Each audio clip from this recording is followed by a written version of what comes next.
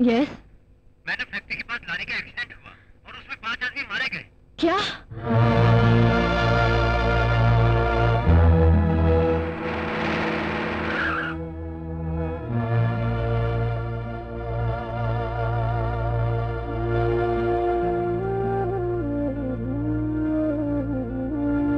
Madam, driver का कहना है ब्रेक फेल हो गई और लारी मकान में घुस गई। ड्राइवर को गिरफ्तार कर लिया गया है और ब्रेक इंस्पेक्टर लारी की जांच कर रहा है। लॉरी किसकी थी? मिस्टर कैलाश नाथ की।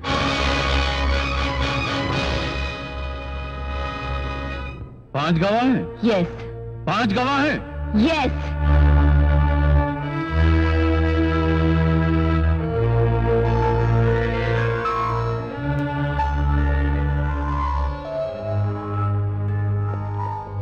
Good morning madam. Good morning.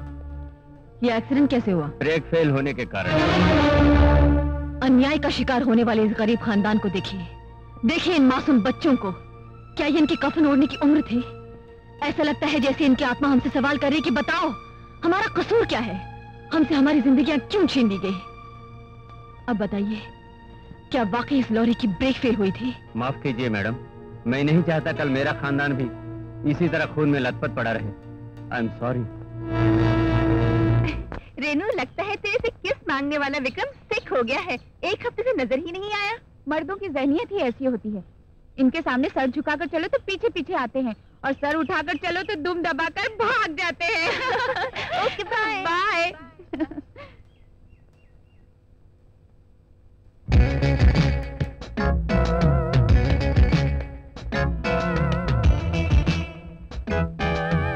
दुम दबाकर भागने वाले बुज़दिलों में से नहीं है ये विक्रम। उस दिन जो हरकत तुमने मेरे साथ की, उसका जवाब दिए बिना तो सो ही नहीं सकता ये विक्रम। उस दिन तुमने मुझे सैंडल से किस दिया था, आज मैं तुम्हें इन होठों से ऐसा किस करूंगा कि जिंदगी भर नहीं भुला सकोगी। कॉलेज में जिस जगह पर तुमने मुझे सैंडल मारी थी, ठीक उसी जगह पर इन तस्वीरों के बड़े बड़े पोस्टर चिपकाऊंगा।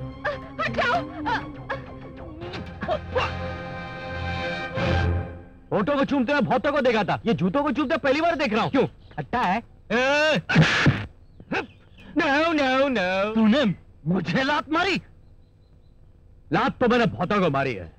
आज तुझे लात मारने का एक नया स्टाइल बताता हूँ। नया स्टाइल? हाँ, नया स्टाइल। इस जमीन पर पैर रखे बिना मैं तुझे और तेरे साथियों को मारूंगा। जमीन पर?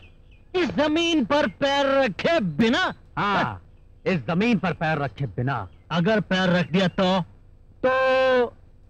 ये कैमरा ले जाना, और अगर ना रखूं तो तुझे रेनू की सैंडल से 3 बार अपने ही दोस्तों से मार खानी पड़ेगी। राइट? राइट।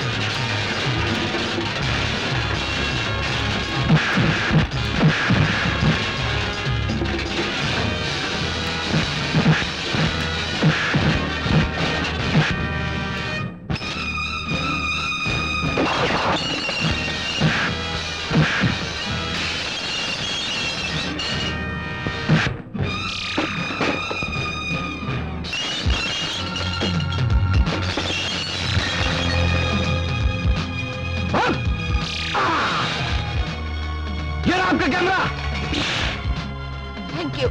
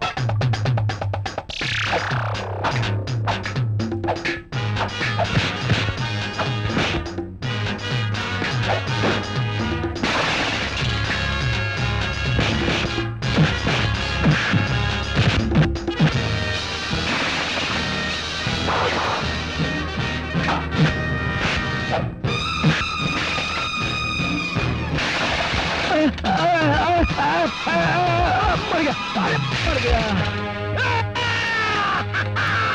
हार गया भाई, हार गया। बंदर का बच्चा हार गया, हार गया भाई, हार गया। बंदर का बच्चा हार गया। क्या है?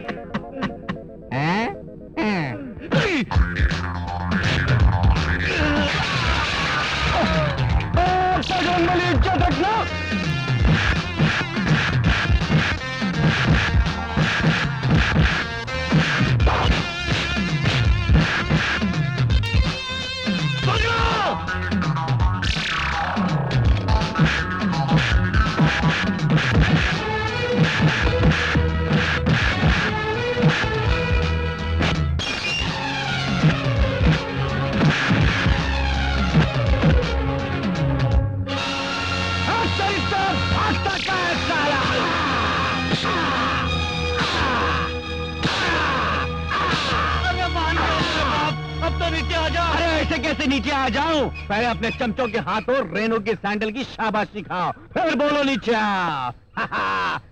चमचे इधर आ, आजा। सैंडल सैंडल, अब मारो। नहीं मैं नहीं मार सकता। सॉरी गुरु, सॉरी। बस बस बस, अब हम नीचे आएंगे। ऐसा नहीं होना चाहिए। क्या नहीं होना चाहिए? कोर्ट बंद हो चुका है, तुम्हें भी यहाँ नहीं होना चाहिए। चलो बाहर चलो। अरे ऐसे कैसे बाहर?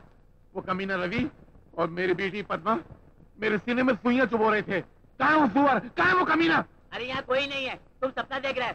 चलो निकलो, चलो चलो बाहर चलो। कैसा सपना? चलो बाहर चलो। कैसा सपना? मुझे माफ कर दीजिए, कोर्ट में मेरी बीवी ने मुझसे उल्टे सीधे सवालात किए, इसलिए मेरी जबान फिसल गई। अगर आप लोग चाहते हैं तो मैं दोबारा कोर्ट में जाकर चिल्लाकर कहूंगा कि जो कुछ मैंने कहा था झूठ था। चुप! हर कुत्ता अपनी गली में चिल्लाता है। मुझे तुम जैसे कमीनों की गवाही नहीं चाहिए। मैं कटहरे में खड़े होकर खुद गवाही दूंगा। मैं भगवान को साक्षी मानकर कहता हूं कि मैं जो कुछ भी कहूंगा सच कहूंगा, सच के सिवा और कुछ नहीं कहूंगा। मिस्टर राजशेखर, आप मदनलाल नाम के आदमी को जानते हैं? नहीं जानता। आप उस सपना नाम की लड़की को जानते हैं? नहीं जानता। कम से कम आप इस मुलजिम मोहन को तो जानते होंगे? नहीं जानता। तो फिर आप जानते क्या हैं? मैं सिर्फ इतना जानता हूं कि मेरा इस मुकदमे से कोई संबंध नहीं है। जिस रात चंपा का कत्ल हुआ आप कल्पना गेस्ट हाउस गए थे? नहीं गया। उस रात आप मिस्टर मदन से कुछ बातें करने वहां गए थे? नहीं गया। तो फिर मिस्टर मदन ने ऐसा क्यों कहा कि आपका इस मुकदमे से संबंध है? साजिश। किसकी साजिश? ऑपोजिशन वालों की? जी नहीं, आप लोगों की। आप लोगों ने मिलकर मेरे खिलाफ साजिश की है। मिस्टर राजशेखर, आप इस वक्त अदालत में खड़े होकर बातें कर रहे हैं, अपने घर में नहीं। याद रखिए। जरूर याद रखूंगा योर ऑनर। मेरा इस मुकदमे से कोई संबंध नहीं है, लेकिन इस वकील सुमित्रा देवी का उस मदनलाल शर्मा से संबंध जरूर है। वो इनका एक्स हस्बैंड है, पुराना पति, जो कि इन्हें तलाक दे चुका है। और ये मुलजिम मोहन इनका अपना भाई है, और वो डांसर सपना इनकी अपनी बेटी है, जन्म दी हुई बेटी है। ये सारे के सारे रिश्तेदार कल तक तो एक दूसरे के खिलाफ थे, और आज जाने कैसे सबके सब आपस में मिल गए और मेरे खिलाफ होकर मेरी इज्जत और मेरे नाम को बदनाम करने के लिए ये झूठा ड्रामा रचा रहे हैं। जब मेरे बेटे रघु पर अपनी बीवी के खून के इल्जाम का मुकदमा इसी अदालत में चल रहा था, उस वक्त यही वकील साहिबा जज की कुर्सी पर बैठी थी। अपने बेटे की जिंदगी बचाने के लिए मैं इनके सामने गिड़गिड़ाया, आंसू बहाए, तो जानते हो इन्होंने हंसकर क्या कहा कि अगर अपने बेटे को बाहर लाना है तो आंसू मत गंवाइए, नोटों के बंडल गिनवाइए। मिस्टर राजशेखर, जब मैं सच कह रहा हूं तो आप सच पर चौंक क्यों रही हैं? इतना चिल्ला क्यों रही हैं? ये अदालत है, घर नहीं है। योर ऑनर, इन्होंने जज के ओहदे से इसलिए इस्तीफा दिया कि ये वकील बनकर अपने खूनी भाई मोहन को बचा सकें। उल्टे सीधे बयान देकर गवाहों को बहकाकर ये साबित करना चाहती हैं कि इन दोनों मुकदमों का आपस में गहरा संबंध है, और इसके जरिए ये मुझे बदनाम करना चाहती हैं, मेरी इज्जत पर धब्बा लगाना चाहती हैं। योर ऑनर, मुझे बचाइए, मेरी रक्षा कीजिए, वरना मैं तबाह हो जाऊंगा, बर्बाद हो जाऊंगा। court is adjourned.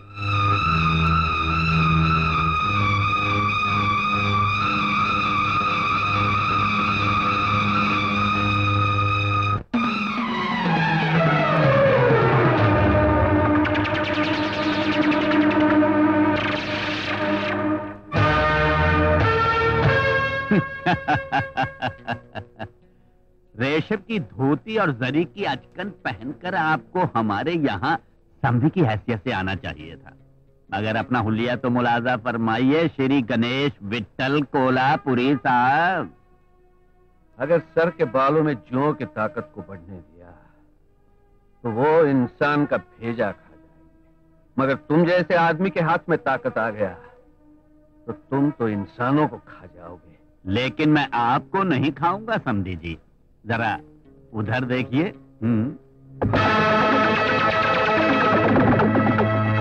अब जरा इस तरफ देखिए।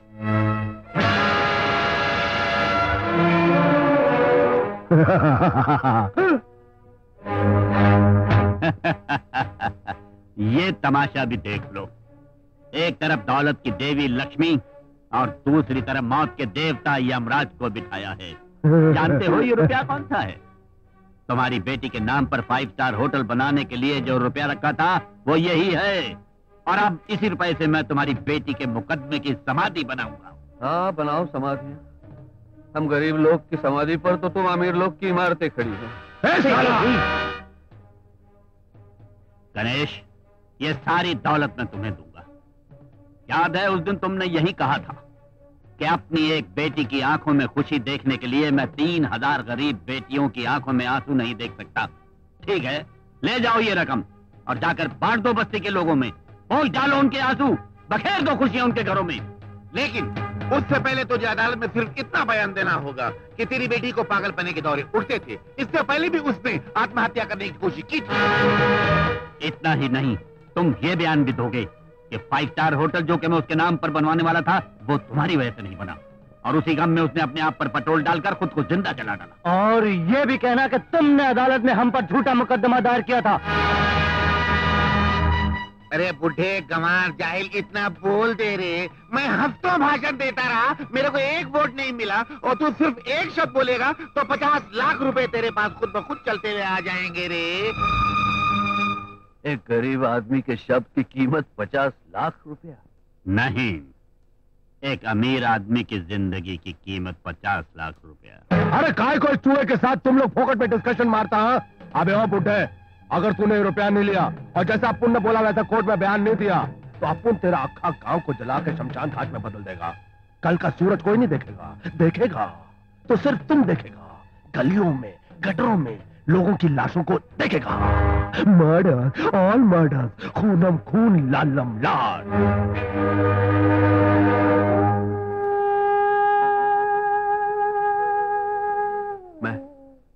मैं तैयार हूं।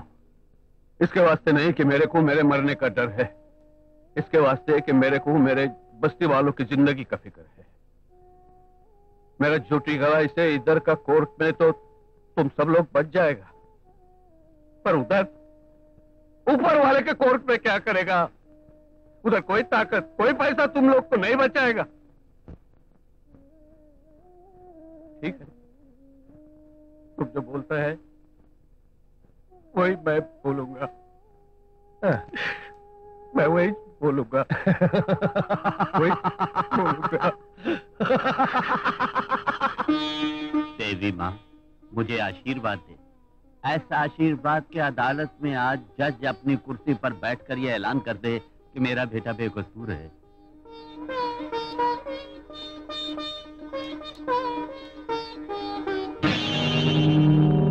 ये क्या हुआ डैडी? चिराग तो बुझ गया।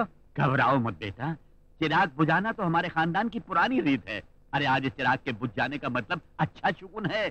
मैंने अपनी फूंक से कई चिराग बुझा बुझा कर ये हवेली बनाई है, दौलत जमा की है। ये तो अच्छा शुगुन है। चल, वो लोग नीचे इंतजार कर रहे हैं। चल। एमपी साहब, एमपी साहब, एमपी साहब। लानत है, देवी माँ का आशीर्वाद लेकर मैं बेटे को अदालत ले जा रहा था। इस शुभ घड़ी में लंगड़ाते हुए ये लंगड़ा कहाँ से चला आया? एमपी साहब, ये लंगड़ा सारी जिंदगी लंगड़ाता रहा, मगर आपको लंगड़ा होने से बचाता रहा। मगर आज आपके खुद लंगड़ाने का समय आ गया है। क्या मतलब? पार्टी की कमेटी ने एक ऑफिसर भेजा इंक्वायरी के लिए, और उसने मुझे भेजा है आपको बुलाने के लिए। अब क्या होगा डैडी? चिराग बुझा तो मुझे लगा सिर्फ इस घर की बत्ती गुल हुई है, अब तो लगता है डैडी आपकी भी बत्ती गुल होने का समय आ गया। सिर्फ इनकी बत्ती गुल होने का समय नहीं आया है, इनके खुद गुल होने का समय आ गया है। जल्दी चलो, बहुत कड़क ऑफिसर है। चुप रघु बेटा, हम दोनों एक ही कश्ती के सवार हैं। मेरी नैया पार लगे उसके लिए प्रार्थना करते रहना। Best of luck daddy. Best of luck to you also my son. विजयी होकर वापस आना, फिर देखना बैंड बाजे के साथ जश्न मनाएंगे। चलो लंगड़े, चलो। कहाँ चलना है? जहाँ आपको लंगड़ा होना है। आए? चलो। जी बिल्कुल नहीं, ये अपोजिशन पार्टी वालों की साजिश है। बल्कि मुझे तो पूरा यकीन है कि इसमें विदेशियों का भी हाथ। वो लोग आत्महत्या के केस को खून के केस में बदलकर मुझे बदनाम करना चाह रहे हैं, मेरी इज्जत को खाक में मिलाना चाह रहे हैं। आप लोगों को उनकी झूठी बातों पर विश्वास करके ऐसा सख्त फैसला नहीं करना चाहिए। मिस्टर राजशेखर, ये मेरा नहीं, पूरी पार्टी का फैसला है। और आप तो जानते ही हैं कि जनता की भलाई और सेवा करना हमारी पार्टी का ध्येय है। और कमेटी ये नहीं चाहती कि आप जैसे दागदार लोगों को पार्टी में रखा जाए। एक तो वैसे बेचारों की इज्जत लंगड़ी हो गई है, ऊपर से आप इनको पार्टी से निकाल रहे हैं। ये तो आपका जुल्म है, बेइंसाफी है। तालियां। देखिए, आपको जो कुछ कहना है कमेटी से जाकर कहिए। मैं तो यहाँ सिर्फ इनकी बर्तरफी के कागजात इन्हें देने आया था। नमस्ते। खत्म हो गया, सब बर्बाद हो गया। मेरी इज्जत, मेरा नाम सब मट्टी में मिल गया। मुझे मेरा नाम अपने बीवी बच्चों से ज्यादा प्यारा है। नाम गवाकर अब मैं कैसे जिंदा रह सकता हूँ? अरे मैं जनता को क्या मुंह दिखाऊंगा? काय को अपना थोबड़ा तेल में तले हुए पापड़ की तरह पीला कर है। अगर एक पत्नी मर गई तो दूसरी कर ले, अगर एक पार्टी छूट गई तो दूसरी में घुस ले। और वैसे भी तू कौन सा इज्जतदार आदमी है कि तेरी इज्जत की न उतर जाएगी? अरे नहीं नहीं किंग कॉन्ग पहलवान, ऐसा नहीं है। पार्टी से निकाला हुआ लीडर बिल्कुल ऐसे होता है जैसे बाजारी औरत। इस वक्त हमारी जिंदगी ऐसे है जैसे कुत्ते का चाटा हुआ झूठा बर्तन। बिल्कुल सही है। देखो घंटी भी बज गई। कौन है बे? MP राजशेखर बड़ा होगा, उसे बुला। वो हवान साला रवि बात कर रहा है, बहुत अकड़ रहा साला। यस। नमस्ते राजनेता जी, मैं जनता नेता बोल रहा हूँ। तुम्हारी चाल पलट गई। आज तुम्हारा बेटा कोर्ट में हाजिर नहीं हो सका। क्या? भाईजान, भाईजान, भाईजान। बोलो साले जान। भाईजान, सब गड़बड़ हो गई। हम लोग MP साहब के बेटे को कोर्ट लेकर जा रहे थे कि रास्ते में रवि उसे कित की तरह उठाकर ले गया। कुत्ते हरामखोर, मैंने तुम पर विश्वास किया और तुमने मुझे इस तरह बता दिया। Idiot rascal. अरे रे, उन लोगों पर बाद में बिगड़ना। पहले तुम अपनी जान बचाकर फौरन वहां से भाग निकलो, क्योंकि तुम अपने बेटे को कोर्ट में हाजिर ना कर सके। इस जुर्म में पुलिस तुम्हें गिरफ्तार करने आ रही है। गुरुजी, पुलिस आ रही है। अरे पहले तो दरवाजा बंद कर। तुम लोग पीछे के रास्ते से निकलो। मेरे बेटे का क्या हुआ? अभी तक कुछ नहीं हुआ। डैडी, मुझे बचा लो। नहीं, उसको कोई तकलीफ मत देना प्लीज। नहीं, कोई तकलीफ नहीं दूंगा, लेकिन अगर तुम वहां से ना गए तो जेल की सलाखों के पीछे पहुंच जाओगे। और तुम्हारा और हमारे बीच जो चैलेंज था वो तुम्हारा और पुलिस के बीच हो जाएगा तो मजा नहीं आएगा। आपस की बाजी आपस में ही रहना चाहिए। जल्दी भागो, मेरे जीजाजी तुम पर बहुत भड़के हुए हैं, वो तुम्हें छोड़ेंगे नहीं। Hello hello Ravi, hello Ravi. तुम लोग यहाँ से भाग जाओ और अपन कट्टे पे जाकर छुप जाओ। रहा सवाल तुम्हारे बेटे का, वो जिधर भी होगा अपन उसकी तलाश करके तुम तक पहुंचा देगा। और अगर रास्ते में कोई भी आड़े आने की कोशिश करेगा, मर्डर्स, ऑल मर्डर्स, खूनम खून लालम लाल। खूनम खून लालम लाल। अरे तुम पर इतबार करके ही तो हमारा ये बेड़ा गर्क हुआ है। अरे तू तो अपन का खत्म बन गया है। अपन इसको समझा रहा है कि यहाँ से भागो और ये अपन से सवाल पे सवाल किया जा रहा है। भाग भाग ऐसे। चल लंगड़े। फिर लंगड़े? अरे चल भाग चले। आप चलिए, मैं भागता हूँ। साले जान, अपन की गुंडा बिरादरी की नाक कट गई रे। डूब मरने वाली बात है। इस कल के छोकरे ने अपन की अक्खा दुनिया को हिला डाला। साला अकेला अपन के साथ कबड्डी खेलता है। ए पथराने वाले हरामी साले, ये सब लफड़ा तेरी छोकरी की वजह से हुआ है। वो साली कॉलरा बनकर अपन की काली दुनिया में आई और सबको बीमार कर डाला। क्लब में नाचने की जगह वो साली अपन को अदालत में नचा रही है। अपन उसकी गर्दन पकड़कर उसे जान से मार देगा। नहीं छोड़ेगा उसे, नहीं छोड़ेगा। नहीं किंग कॉन्ग जी, मेरी बेटी को तकलीफ मत पहुंचाना। मैं उससे कहूंगा वो अपना बयान बदल देगी, हमारे हक में गवाही भी देगी। चाहे ये लोग मेरी जान भी ले लें, फिर भी मैं इन लोगों के लिए अदालत में झूठा बयान नहीं दूंगी। झूठा बयान नहीं देगी? जान भी चली जाए तो भी झूठा बयान नहीं देगी? और अगर इज्जत चली गई तो? नहीं नहीं, छोड़ दीजिए, छोड़ दीजिए, छोड़ दीजिए। अरे कमीने,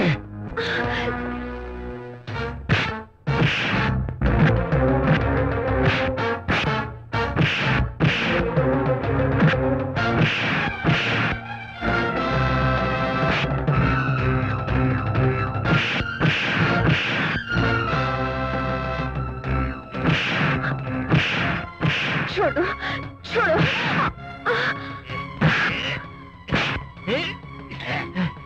अरे लड़की भागी, चलो पकड़ो उसे, चलो